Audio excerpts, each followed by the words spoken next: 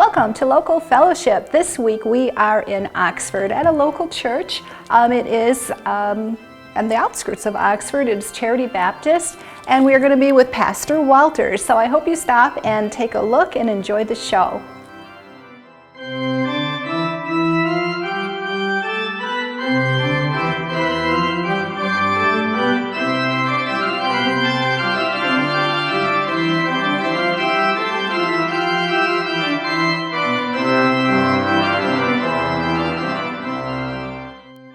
Welcome to Local Fellowship. Today we are in Oxford at Charity Baptist Church, and we are with Pastor Walters. How are you today, Pastor Walters? Doing wonderful, thank you. Thank you for sharing your time with us. And what can you tell us about your church? Our church started about 6 years ago in the Oxford area. I'm a church planner, so what I do is I establish churches. I started one back in 1999 in Marlette and was there for 5 years, and I start with just a handful and work it up, and we were able to move here, and we felt a need in the community to be here and be a light to this community.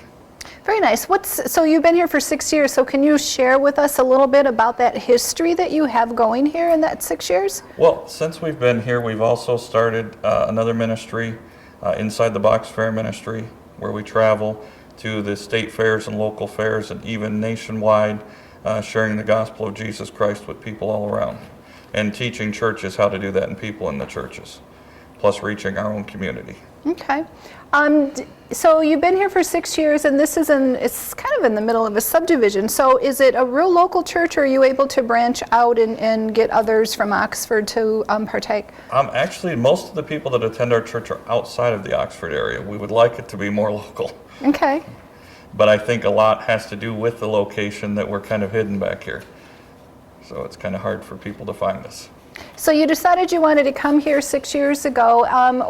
What was it like then, and what is it compared to what you're doing now? Was it a struggle to start, or were you able to take right off?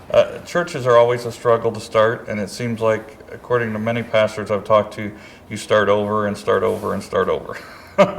People move away, things change, so you're basically continuing to start over. So okay. We keep building up. So when you mentioned that you were a church planner, does that mean that you go from church to church and help them, or is this? Well, with the Inside the Box ministry, we do that also, but a church planner goes to an area and establishes a church and builds it from the ground floor up, finding a building, raising the funds with that, and trying to improve on that. So we've had to start using other buildings first, and then finding the building that we're in now and building on that. And then are you here to stay, yes. or is it your mission then to go find another place and start another one? No, until God tells me I'm here to stay. Okay. I grew up in this area, so this is the area that I originally wanted to be in, and that I felt God called us to be in. Okay, so then you're originally from this area, so you're back. So where did your travels take you to? I've been all over the United States, places, but I've pastored in Ohio, Marlette, Michigan, Ortonville, Michigan, and here, and I was an evangelist as I traveled the country, nationwide, preaching at different churches all over. So I've done many things. What's some of the history of the Baptist Church? We are actually an independent Baptist church, and what that means is we are not part of any association or okay. group. We're an individual church with that, and our history dates back all the way to the Bible days for Baptist and what we believe and stand for. So we're not one that has a big organization behind it. We're just a local body of believers. So if you're independent, what guidelines do you follow? The Bible. Okay. We also have a constitution that's set up, but our guideline is the Bible. So if something changes from an organization, it doesn't affect us. Ours comes directly from the Bible. Okay. And then is your makeup for the church, do you have elders, or do you have like an organization? We have deacons and we have trustees set up in there under the pastor. How many of those? I have 2 deacons and 3 trustees. That's wonderful. That's yes. quite a lot. More than enough to handle the size. We're not a huge church, but the deacons assist in helping with the widows and other things that they do to help people in need. That's very nice that you have that big turnout so that Yes. you do have the assistance. Yes. So now we're going to talk a little bit about you. Okay. So how did you begin becoming a pastor? When did you receive that calling? Back in 1995, I was attending Cornerstone Baptist Church. Well, I hadn't been attending at the time. I'd actually been kind of running from God. And they'd gotten a new pastor, Pastor Ron Lucas at the time, and they invited me back. I came into the services, and God got a hold of my heart one night and surrendered to preach. And I realized the need, and I work a lot with youth and that through the fairs and that, because when I became a teenager, I got away from God. So I have a real heart for them and seeing them stay close to God through that time. And I became youth pastor at that church at Cornerstone over in Ortonville. And then God moved me down to Ohio from there and into evangelism and then pastoring my own churches. And I've always had that heart to help and reach the young people. And so back in 95 would have been when I surrendered to preach. Very nice. So that's been a while. Yes. But it sounds like your passion is with the youth, which is wonderful. So you mentioned that you continue to go to the fairs. Yep. What do you do at the fairs? At the fairs, we have a box in front that has a viewfinder. Okay. And it answers the question that millions cannot answer. And it asks, if people died today, are they 100% sure they'd go to heaven? If they're not sure of that answer, we have a tent with people with tables and Bibles, and they're able to go in and show them and sit down and show them how they can know that. So that you're right in the tent at the fairs. Yes. So do people walk in out of curiosity? Yes. Okay. So Some people- what's their reactions? It varies. We have some people that say we shouldn't be allowed out there because it's a church thing. Some people think we get there for free, but we actually pay for the spots as much as any Okay. other vendor. And other people are very excited and they're shocked. And a lot of people look in the box and some, well, I think so, but they don't really know for sure. So we're able to take that time and sit with them. And it doesn't matter whether it takes an hour with somebody or 5 minutes, whatever they have or need. We also distribute Bibles, John and Romans, and tracts free of charge at all of our areas that we're out there. Okay. How often do you attend the fairs? Pretty much we start in June and end in October. So is it the local fairs, or do you go from state to we state? go from or? state to state also. And then we have other pastors now that we've worked with in those states that are spreading out and doing more fairs. So it's continually growing every year. I'd never heard of that before. So could you share with us how that started? I mean, who was the brains behind that? When I was assistant pastor in Ohio, Wintersville, Ohio, a group approached us about doing it. And we did 2 years there before I came back to Michigan. And then many years had passed, and a pastor friend of mine, before we came to this building, was allowing us to use his church building. And I had mentioned it to him, and he said, would that be something we could do here? And I said, as long as you want to help. So we started with the Oakland County Fair, since both our churches were in Oakland County. And we've done that now 8 years. But after that first year, another pastor asked us to do Genesee County, and then we expanded. Now we've done Imlay City and all over. We were at the Michigan State Fair in Novi last year also, at the Suburban show place. So you're really growing. You know, Yes. you probably never expected that, huh? No, we were quite content with just doing our local fair, which was originally 6 days, and now they've extended it the last 3 years to like 10 to 11 days each year. So it takes quite a bit on you from morning till late at night to be out there. And then we've continued to grow. So. Long hours. Yes. We're going to have to take a break now, but please come on back and we're going to talk a little bit more about Pastor Walter's background.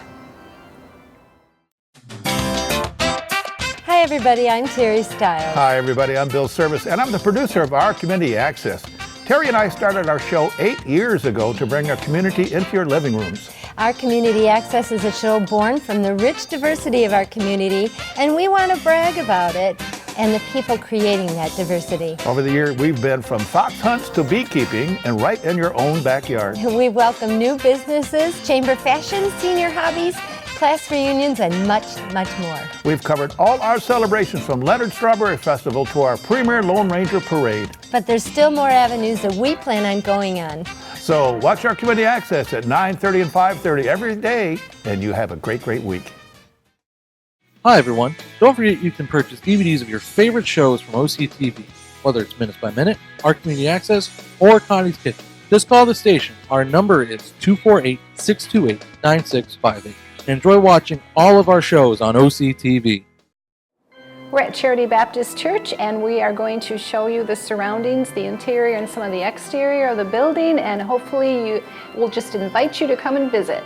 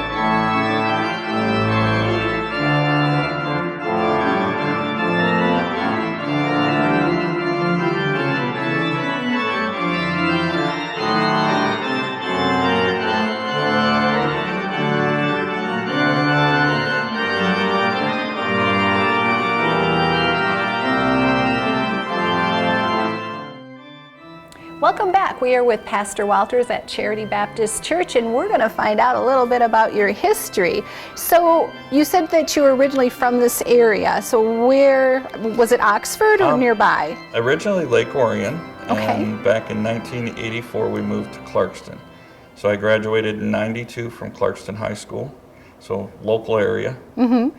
And one of my best friends grew up in Oxford, so I spent quite a bit of time here. Grew up in Indianwood Baptist Church, which is up on Baldwin, for many years. My father was a deacon there, so I grew up in this area, in the Oxford area, which is now Bible Baptist up there. Okay. So your father was very involved in churches Yeah, my as well. father is also a deacon here. Oh, very nice. So what happened after high school, let's say? Where'd you go? I moved to South Carolina, to Anderson College, where I went down there actually because of table tennis and school, that they had a table tennis team, which was the best in the nation. In fact, they won 2 collegiate national championships in a row while I was down there. And some of my teammates played in the '96 Olympics. How down in Atlanta. impressive. So very, very good experience to meet people from all different countries through that, and just a lot of fun. I don't get to play like I used to, but it's still a lot of fun. See, I'm envisioning a tournament here with your parishioners, or invite the public to come and have a tournament. Yes? Youth rallies. I've Okay. challenged Beat the Pro, and a lot of them then Who's the Pro, so then they come in and play me, and I Do beat they them beat all. you? No. You beat them, huh? Uh-oh, I hear another challenge coming, So if anybody wants to challenge Pastor Yes. Walter, So why were you attending college? What were you majoring in? At that time I was actually majoring in journalism and sports broadcasting. Okay. I didn't really know what I wanted to do. I just knew that I enjoyed sports, and I wanted to be on TV and do things like that. So before you received your calling from God, were you able to get into that field? Through the college, I was able to operate a camera for a local station. I believe it was an ABC station down there. Okay. Got to go to some car wrecks and hold the camera, and got to do some local sports pieces on the station. So it was quite a bit of fun. They would actually do our table tennis tournaments, and I got to do a few of the announcing parts for that. What'd you think? I enjoyed it. I really did. But then when I moved back here, our table tennis scholarships were canceled, and I could no longer go down there, so I came up here, and that's when God got a hold of my heart. So I knew there was a better purpose and plan. But all that training for the journalism and broadcasting led to helping me be able to speak to hundreds and thousands of people at a time. That was my next question. Were you able to transition and use some of that? Yes, definitely, because I wasn't the most outgoing person before that. I'm still not, but when I do that, it came natural. Very nice. And so, what did you do after your table tennis experiences and your broadcasting? Then I moved back to Michigan, and that's when I surrendered to preach and became a youth pastor and began working with youth, and Okay. moved around from there to different churches that needed help and helped other churches with the youth programs. So, are you living locally now? Yes, I live right here in Oxford. Okay. So, what do you think of the community? I mean, I like it, especially out here. We're more in the country. yes. I like being in the country and having a little bit of land, and my kids love it. My wife and kids, we see animals in our backyard all the time, and my youngest is almost 2 years old, and he looks out the window, deer, he loves to see the deer. Oh, so you have a young one at home. I have 3 at home and another one on the way. Oh, very So nice. We have a 9-year-old, 8-year-old, and one that's almost 2. Oh, you guys are very busy. Yes. So how do they feel about being a pastor's family? Are they vocal about that, or are they enjoying it? I think or they is enjoy it. Yeah. My youngest, he is a church greeter. At 2 years old, he goes down up and down the aisle shaking people's hands as they come in. That must be cute. Yes. How I see that you have a piano and an organ here. So what's the music like at Charity It's a more Baptist? traditional music. We have the piano and organ and the song leader, and I mean occasionally we have some other instruments, but we have a hard enough time keeping people behind those. Oh. You know. So you have to lead just vocally? Yeah, we have that. We also have a digital hymnal if we happen to not have any of those that uses through the sound system. So, and it plays a ton of different instruments, so it helps us. So if somebody's listening and they're curious, what's your typical service like? Can you walk us through one of your services? Yeah, normally our services, we have a 10 o'clock Sunday school, which Okay. is more of an informal. We have in our fellowship hall, the adults meet, and there's coffee and donuts and different stuff for that. And we have just a normal Bible study lesson there. Then our 11 o'clock service, we will meet here, and we usually have a few songs to start. We're usually done by noon. We're not a late church. But we do something different here every Sunday now. We have a fellowship dinner after our morning service. And instead of our 6 o'clock evening service, about a year ago, we changed to a 1 o'clock afternoon service. So we have a fellowship, someone brings it, and we always have food, and then we have our afternoon service at 1 o'clock.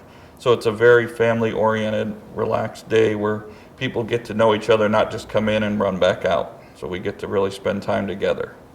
So it's like a block of time, is Yeah. what you're saying. Okay. And people don't have to stay for the next one if they don't have the time, but most of our people do. And, Okay. So I'd imagine you would open up in song? yes, yep. We open up in song, and sometimes we have special music too after that. But we usually do about 3 congregationals, and then sometimes special, and then the message. Okay. It's very traditional in that sense. So then the message, that's you. Yes. So do you how would you say, how do you project the message? Is it fire and brimstone, or is it compassion, or does it just depend upon It what depends you're... on the subject, the week, and I'm not a screamer. I don't yell and holler. Years ago, I heard preachers that would used to yell and scream, and my thinking of that is we have too much of that in America as it is. Families don't need that. They don't need to come to church to be yelled at. You know, you can instruct someone and teach them without screaming and hollering. Very nicely said. And with that, we're going to take one last break before we come back with Pastor Walters, and we're going to learn about what he sees for the future of Charity Baptist. Take off your hat, throw it in the corner. Take off your hat, throw it in the corner. Take off your hat, throw it in the corner. I don't see why you stay a little longer. I'm talking about Boo-Zoo. Woo! Boo-Zoo, that's who. Hey,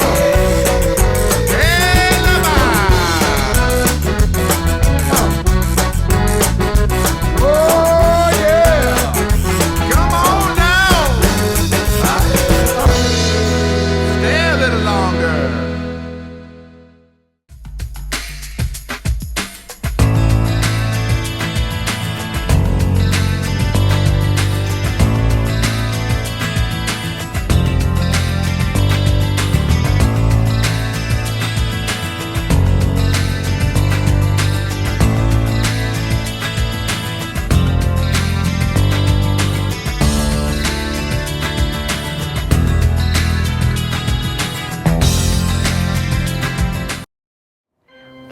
back with Pastor Walters, and we're going to talk a little bit about, earlier you said you talked to thousands of people, and I would imagine that's going to help you kind of with the future of the church.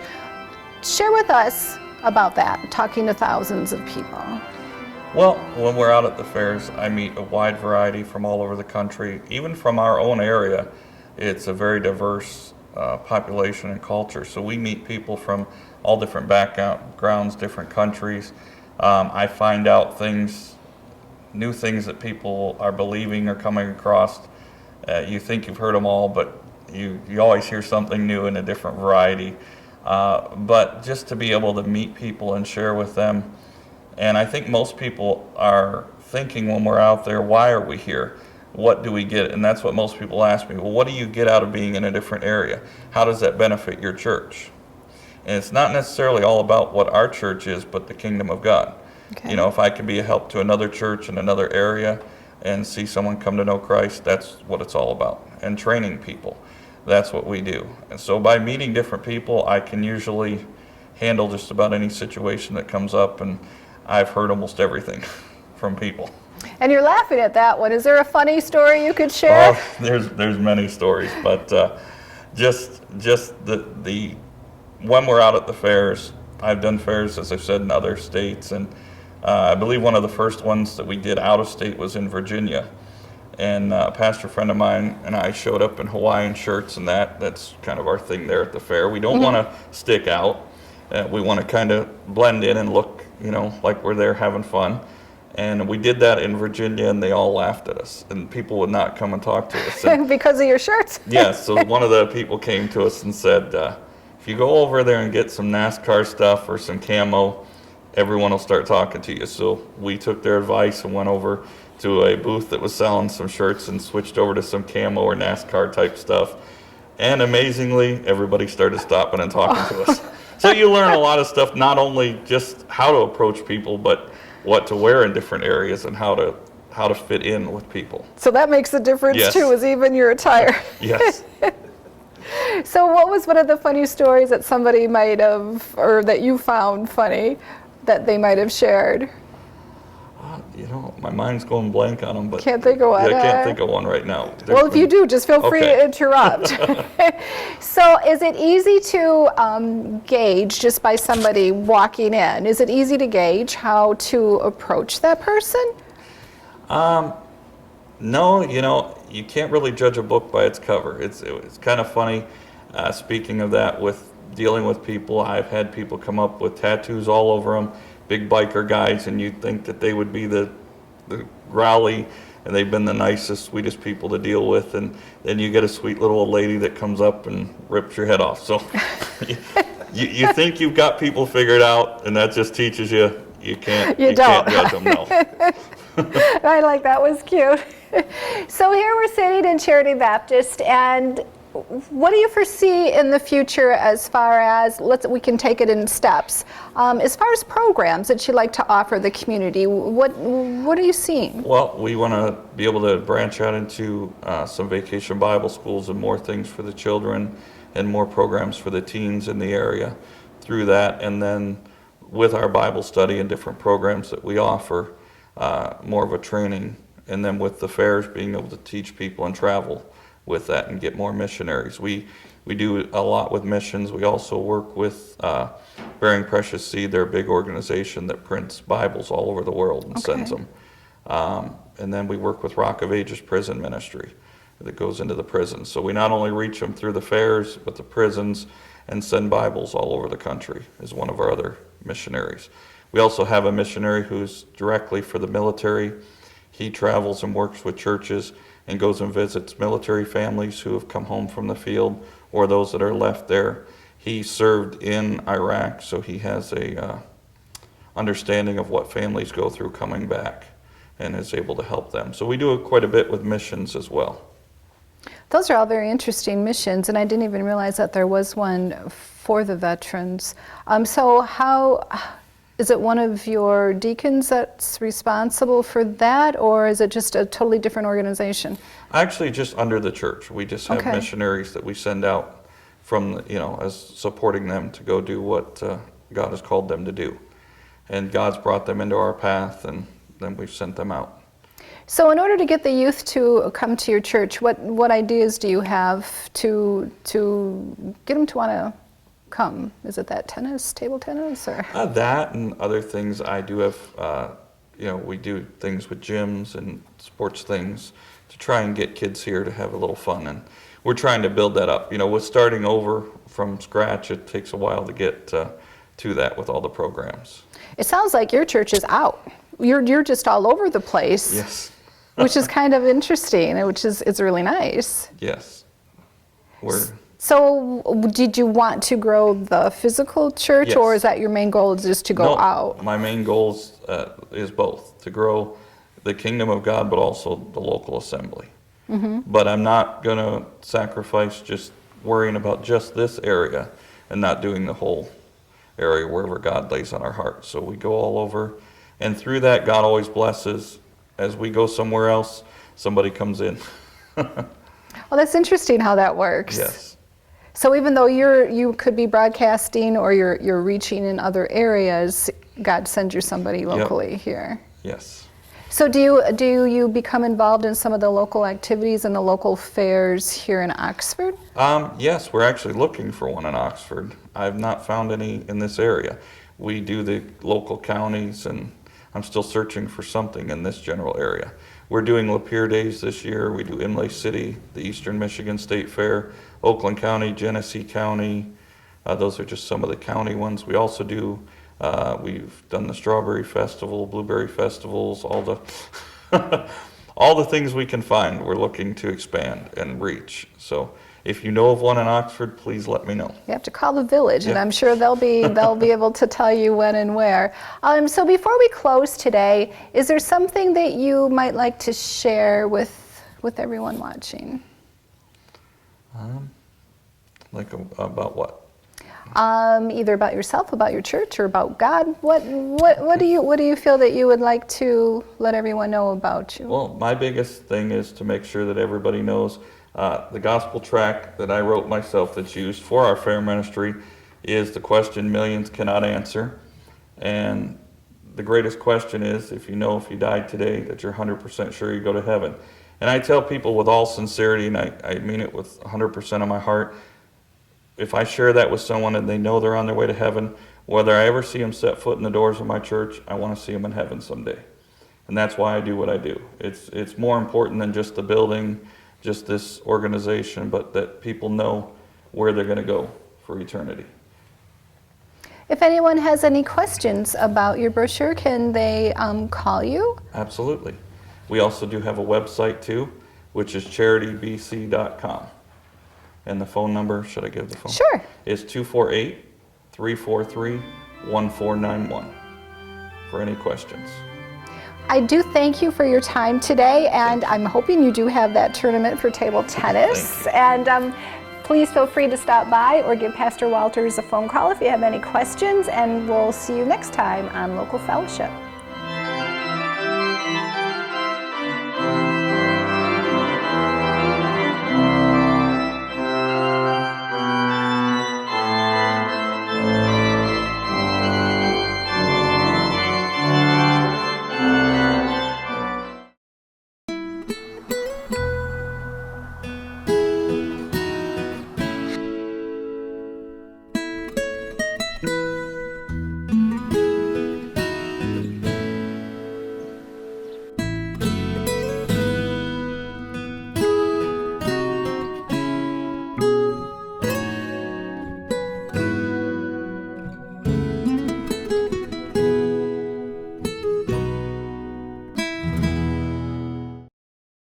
You're watching OCTV, Oxford Community Television, serving Oxford, Addison Township, and the village of Leonard.